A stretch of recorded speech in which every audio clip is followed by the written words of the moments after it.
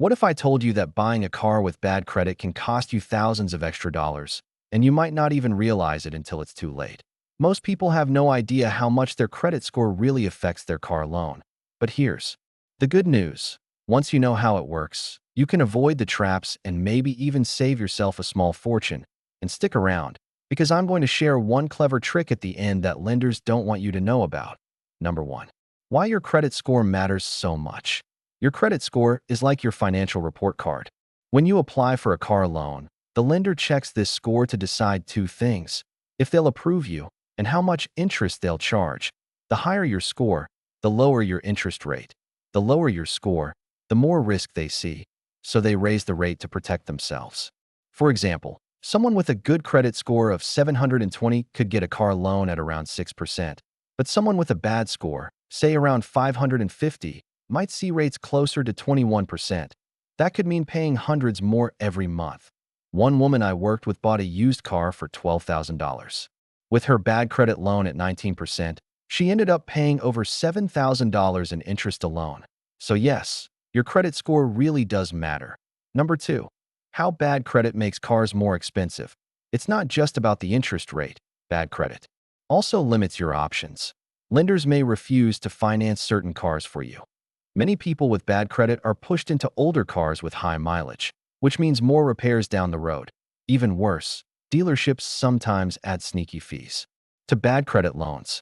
Things like dealer markups or credit repair packages get bundled into the loan to make it look like they're helping you. One guy I met paid $1,000 just for a loan processing fee that a good credit buyer would never pay. It's like paying a premium just to get the same car. Number 3. Why bad credit loans are harder to pay off. Here's another trap. Bad credit car loans often come with longer terms. Instead of 3 or 4 years, lenders stretch it to 6 or 7 years to make the payments look smaller. Sounds good, right? But in reality, you end up paying way more in interest. And because the car keeps losing value, you're more likely to end up upside down, owing more than the car is worth. For example, if your car is worth $8,000 but you still owe $11,000, you're stuck. That makes it harder to trade in or refinance later. Number 4. The emotional side of bad credit. Let's be honest, car shopping with bad credit can feel embarrassing. People sometimes feel desperate, like they'll take whatever deal they can get, and dealerships know this. They might say, "Don't worry, we'll get you approved," without explaining the terms. I've seen buyers sign contracts at 24% interest just because they were afraid of hearing no. You deserve better than that. Bad credit doesn't make you a bad person. It just means you need a smarter plan. Number 5. Ways to improve your odds before you shop. Here's some good news. You don't have to settle for a terrible loan. Start by checking your own credit report before visiting any dealership. You can get it free once a year at annualcreditreport.com.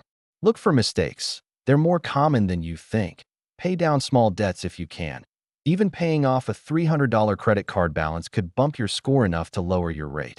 If possible, save up for a bigger down payment. Putting more money down not only lowers your loan, but shows lenders you're serious. And finally, get pre-approved from a credit union or your own bank before stepping into a dealership. That way, you already know what rate you qualify for, and you can compare offers with confidence. Number 6. Why buy here, pay here lots are risky. You've probably seen those big signs. No credit? Bad credit? No problem. These are called buy here, pay here lots. They finance you directly, no outside lender involved. Sounds convenient, right? But here's the catch. Their rates are often sky high, and the cars they sell are sometimes overpriced. One client of mine paid $14,000 for a car worth $8,000, and when he missed a payment, they repossessed it almost immediately. Be cautious. If you can avoid these places, do. Number 7. How a cosigner could help. If you have a family member or close friend with good credit, consider asking them to cosign. This can sometimes lower your rate dramatically because lenders see the loan is less risky. For example, one buyer I helped had a 540 score. Alone, her rate was 20%, but with her sister as cosigner, she got it down to 10%. Just remember, if you miss payments, your cosigner is on the hook, so only go this route if you're confident you can pay. Number 8. The clever trick lenders don't tell you. Okay, Here's that trick I promised earlier. If you have bad credit, you can still save big by refinancing. A lot of people don't realize you don't have to keep the same loan for the life of the car. If you make your payments on time for 6 to 12 months, your credit score usually improves. Then you can refinance the loan at a much lower rate. I've seen people cut their payments by $100 a month just by refinancing after a year. So even if you start with a bad loan, you don't have to stay stuck. Number 9. How lenders see you with bad credit. Here's something most people never hear. Lenders don't just look at you as a person, they look at you as a risk score. Think of it like this. Imagine you're lending your own money to two friends. One has always paid you back on time. The other sometimes forgets, sometimes pays late. Who would you trust more? That's how lenders think.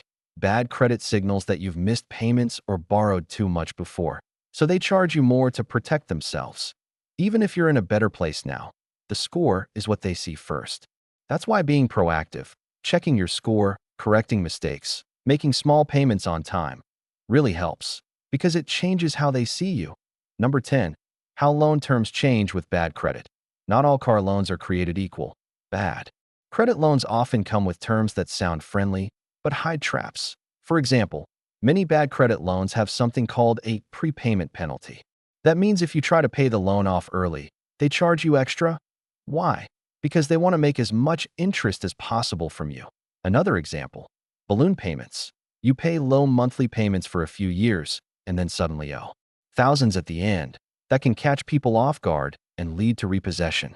So always read the fine print and ask about prepayment penalties, balloon payments, and fees. Number 11. The hidden cost of insurance. Here's something you might not expect. Your bad credit can even make your car insurance more expensive. In many states, insurers check your credit when setting your premium. Why? Because they believe people with lower credit are more likely to file claims. It's controversial, but it happens. So someone with a bad credit score might pay 20% more for the same insurance as someone with good credit. That adds to your monthly car costs, making the loan even harder to afford. Number 12. Why some cars are better choices with bad credit. If you're shopping with bad credit, be strategic about the car you choose. For example, buying a brand new luxury SUV is going to cost you more in the loan, in insurance, and in repairs.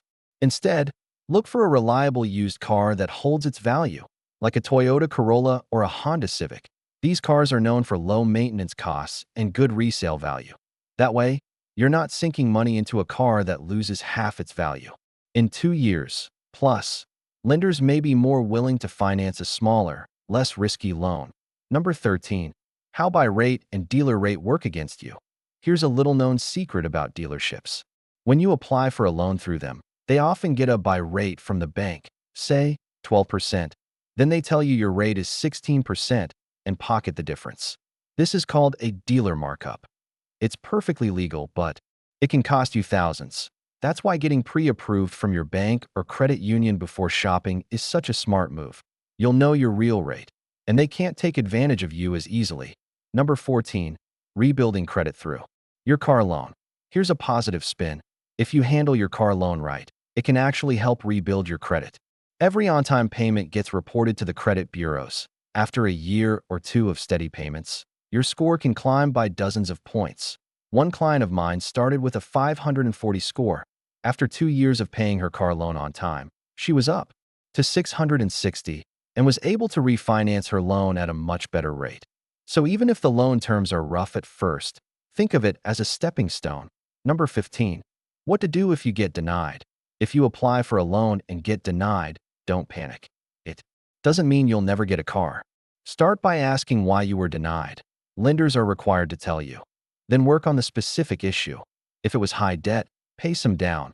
If it was late payments, start paying everything on time. Even waiting a few months and trying again can help. In the meantime, consider a less expensive car, a bigger down payment, or a cosigner. Bad credit doesn't mean you're doomed to overpay for a car. It just means you have to be smarter and more prepared. Now that you know how bad credit affects your car loan and what you can do about it, you're already ahead of the game. But here's a question for you. If you could lower your monthly car payment by just $50 or $100, what would you do with that extra money? Let me know your answer in the comments below.